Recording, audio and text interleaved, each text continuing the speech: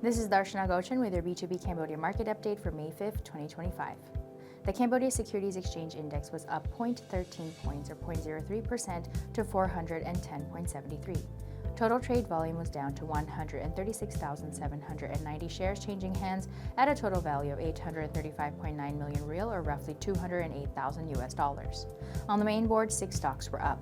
Leading the market was Pestec Cambodia, up 9.02% or 230 real to 2,780 real per share, followed by Grand Twins International, which was up 0.85% or 60 real to 7,140 real per share.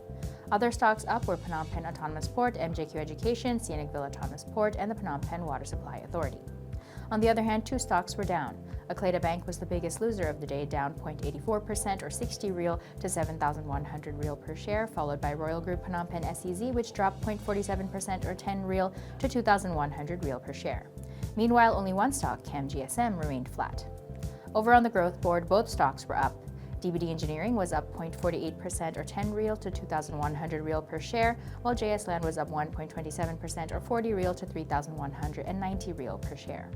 Akleda Bank still recorded the highest trade volume of the day with 94,982 shares changing hands at a total value of 676 million real or over $168,000, approximately 69% of Monday's total trade volume.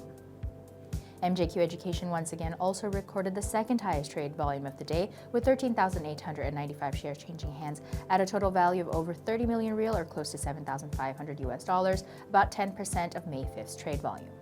In other market news, the CSX released a disclosure notice for the 33rd profile listing of a government bond issued by the Ministry of Economy and Finance. The bond has an aggregate amount of 34,000 units, a 1-year maturity, and a 2.7% coupon rate. MJQ Education also recently held its second annual general meeting on May 2nd, where 3 resolutions were passed by a quorum of 29 shareholders, comprising 80.63% of voting shares. First, the company's shareholders voted to approve Ernst & Young Cambodia Limited as MJQE's external auditor for financial years 2025, 2026, and 2027. Second, shareholders voted to approve the reappointment of Mr. Vara Kong as an independent director at the company for a second term, effective from January 16, 2026 to January 15, 2029. Shareholders also voted to approve the amendment of the Memorandum and Articles of Association of MJQ Education plc, further voting that the chairman of the board and corporate secretary are authorized to take any necessary actions and to sign any documents as may be required by any and all relevant competent authorities.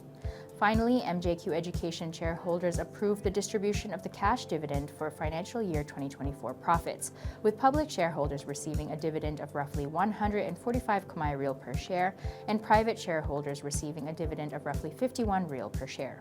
Public shareholders collectively hold an ownership percentage of roughly 3% and will receive a total dividend distribution of 1.45 billion Khmer Real or over $362,000. The company's 11 private shareholders account for an ownership percentage of roughly 97% and will receive a total dividend distribution of 16.1 billion Khmer Real or over $4 million. Moving on to the exchange rate, the Khmer Real to USD weakened slightly to 4,004 Real per US dollar, while the US dollar index was slightly up from our last report to 99.80. Looking at global commodities, oil prices fell more than $1 a barrel on Monday as OPEC Plus is set to further speed up oil output hikes, spurring concerns about more supply coming into a market clouded by an uncertain demand outlook. Brent crude futures dropped $1.34 or 2.19% to $59.95 a barrel, while U.S. West Texas Intermediate crude was $56.87 a barrel, down $1.42 or 2.44%. Gold firmed, supported by a softer dollar as investors waited to see how U.S.-China trade relations will unfold, and for the Federal Reserve's policy meeting due later this week. Spot gold gained 0.6% to $3,259.29 an ounce. U.S. gold futures rose 0.8% to $3,267.70. Stock futures slipped early Monday, putting indices on a course to end a historic stretch of gains. The S&P 500 had risen for 9 straight sessions through Friday, the longest winning streak in more than 2 decades, as markets rebounded from the initial shock of Trump's early April tariff moves.